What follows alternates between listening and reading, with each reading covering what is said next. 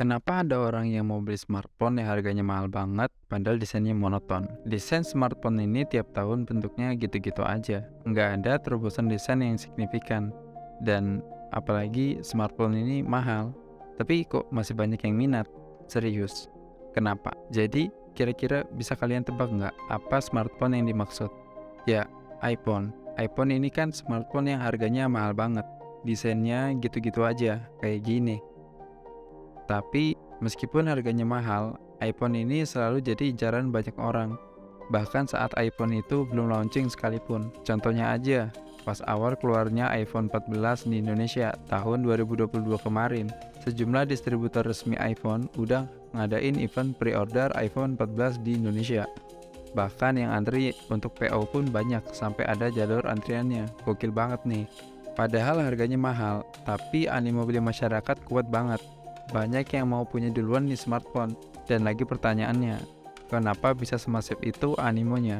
Mungkin sebagian besar dari kalian udah tahu ya, iPhone ini lebih dari sekedar smartphone. iPhone ini nunjukin status di kehidupan sosial. Orang yang punya iPhone ini lebih dipandang sebagai orang kaya, orang punya, dan ya benar, hal ini memang terjadi di masyarakat kita, khususnya di Indonesia. Punya barang baru itu kan hal yang hebat buat sebagian masyarakat di Indonesia, apalagi iPhone.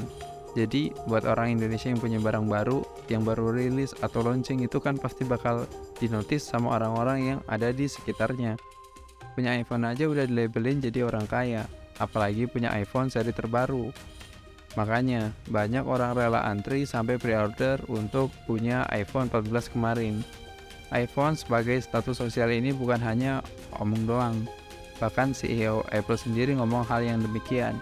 Karena yang saat ini dijual Apple bukan smartphone-nya, tapi nilai di masyarakatnya.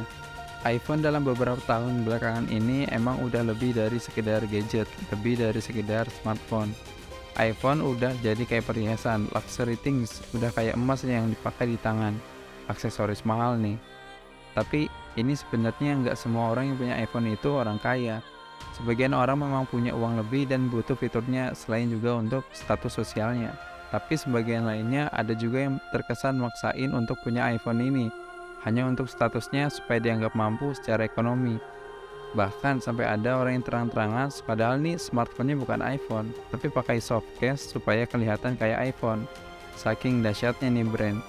Ya, sampai segala cara dilakuin orang buat terlihat punya iPhone. iPhone dan kekayaan memang jadi hal yang sangat dekat beberapa tahun terakhir ini. Contohnya aja, misal lagi nongkrong bareng teman-teman di kafe. Biasanya kalau nongkrong kan pasti kita naruh HP di meja tuh. Biasanya layar HP-nya dihadapin ke meja, jadi logo atau punggung dari HP kita kan pasti menghadap ke atas. Dan yang pakai iPhone kan pasti bakal kelihatan, ini logo Apple, ini logo smartphone yang mahal. Dan kita pasti tahu dan kita bakal notice HP itu, kita bakal nganggap ini orang punya uang banyak sampai bisa beli iPhone, karena iPhone ini kan mahal. Dari series manapun tetap aja mahal dibanding smartphone Android sekelas lainnya. Ya meskipun nggak sekelas juga sih. Kualitas hardware sampai arsitektur prosesornya beda. By the way, apa cuma iPhone aja smartphone yang mahal dan speknya gahar? Emang Android nggak ada ya? Sebenarnya banyak nih smartphone Android yang speknya gahar. Smartphone Android yang mahal kan ada bang. Kok tetap nggak bisa nyaingin Apple ya? Jadi gini, Android ini kan sebenarnya punya beberapa kelas. Contohnya aja untuk entry level, mid range, high end, sampai yang flagship.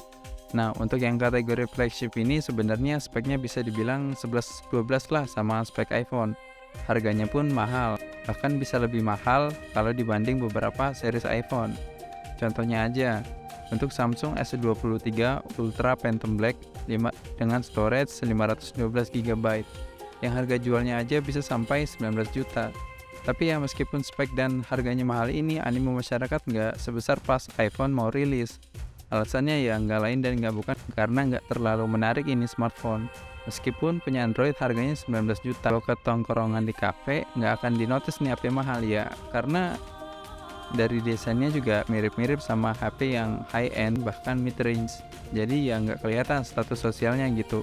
Beda sama iPhone, mau iPhone seri terlama contohnya kayak iPhone 7, iPhone 7, padahal sekarang udah zamannya iPhone 14, tapi tetap aja Di notice ini smartphone tetap wah di mata orang. Langsung ya dianggapnya orang ini kaya ya, karena lagi-lagi logo Apple kegigitnya ini yang jadi pembeda dibanding Android.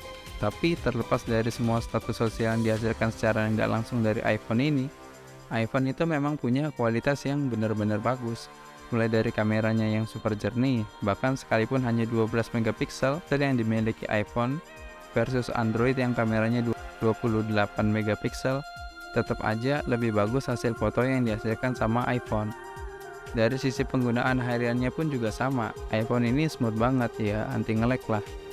Sekalipun RAM-nya cuma kecil, jadi ya emang untuk daily usage penggunaan harian iPhone ini worth banget dan super gesit. Ya sat-sat beras-beras banget lah. Jadi terlepas dari semua status sosial yang ditimbulkan kalau kita punya iPhone, aka Apple user, iPhone ini memang ngasih banyak fitur yang bagus-bagus banget. Semoga buat kalian semua yang punya iPhone bisa maksimalin penggunaan dari semua fitur yang ada di smartphone ini. Dan buat yang belum punya, semoga bisa segera punya. Sekian dari saya. Salam kreatif.